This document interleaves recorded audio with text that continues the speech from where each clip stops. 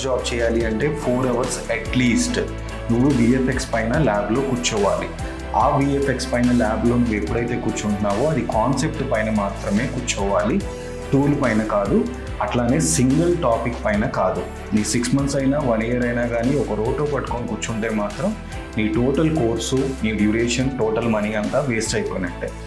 100% ప్రాక్టికల్గా నువ్వు వర్కౌట్ చేయగలిగితే 100% జాబ్ అనేది నీ చేతుల్లోనే ఉంటుంది.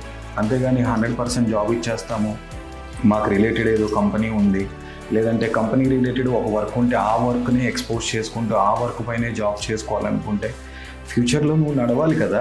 అన్ని సాఫ్ట్వేర్ పైన, కంపోస్టింగ్ పైన నువ్వు ట్రైనింగ్ తీసుకున్నప్పుడు ఏ సాఫ్ట్వేర్ పైన అయినా జాబ్ చేసుకోగలగాలి. అంతేగాని బాండ్ ఇచ్చేస్తామంటే జాబ్ బాండ్ కాదు, కావాల్సింది శాలరీ బాండ్.